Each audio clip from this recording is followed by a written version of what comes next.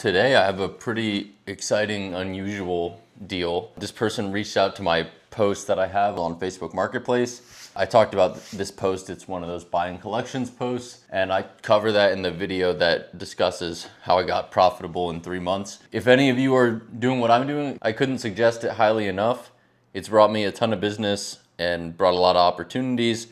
This one being the easiest and best deal so far. From the time they messaged me to when the binder was in my hands was about 40 minutes in total, which is just insane. There was no need for negotiation. I'm actually just gonna read you the conversation exactly. I'll put in chapters, so please feel free to skip this part if you're not interested in how these deals are negotiated. He said, "Hey, good morning. I have a binder about 50% filled with some Pokemon cards, Japanese and English.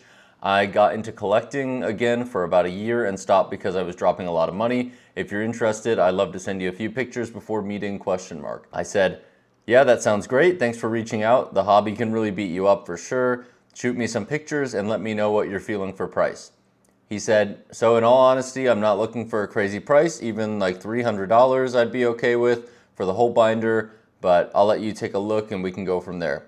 So I said, "All right, sounds good. Let me check it out." He sent over some images. Usually this is where I would comp the collection and come back to the person with if I can match their ask price, if it seems within reason.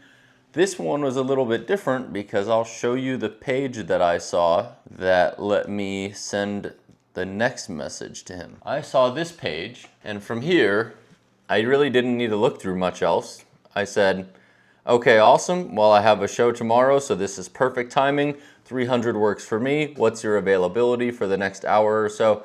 And then from there, we figured out a meetup time and place, met up, and the binder was in my hand. So I didn't really know how good of a deal I was getting. I almost didn't really want to know. Keep it a surprise. I thought it'd be fun, and I already knew the value was going to be in here. So yeah, that's why I always like to ask people what they want for their items rather than trying to make an offer and go back and forth. So we'll flip through. I'll show off some of the stuff that's in here that stood out to me. I changed the filming angle, so hopefully there's less glare on the binder this time, but I mean, I knew the Mesprit was around $10. I know the Sleeping Mute was in the 30s. I know the 151 Japanese cards that are not the fully evolved starters are kind of in that $10 range. I like the trainer galleries. I like them for the binder. I knew this Deoxys has a decent amount of value. I think I knew that this Dragonite was, sorry, not Dragonite. I knew this Dratini was in like the $20-ish range. I figured this Machoke has some value I did not know, but this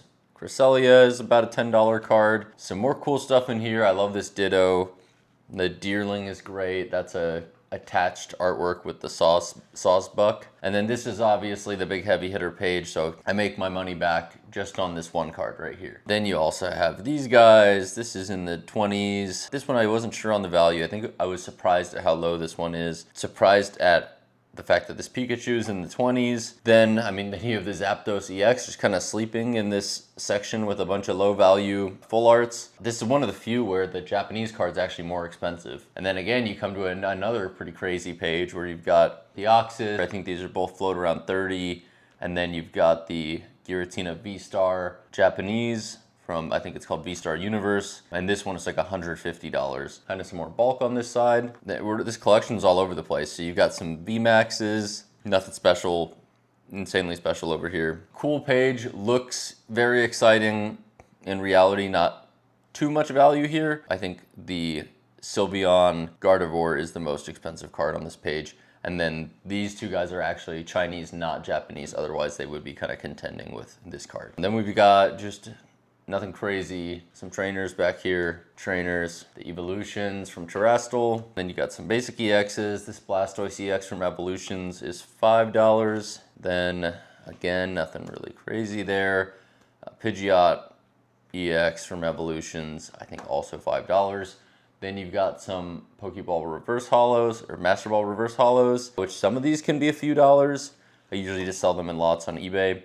And then you've got your A-Specs to finish it off. So I'm gonna go back to the big page here. So for total value percentage, we paid on the market value, so paid $300. Market value on just the items over $10 is $1,008. So probably the all-time best purchase in terms of dollars spent to inventory acquired, even better than the $1,000 collection I purchased that had like $4,000 in there. So this one is pretty crazy because I'm also not counting all the cards under $10, which this has a ton of. For example, the Mesprit is $9, the Golden Go's $9, Melmetal's $9, the Lucario Melmetal's $9, the Charizard Tag Team is $9.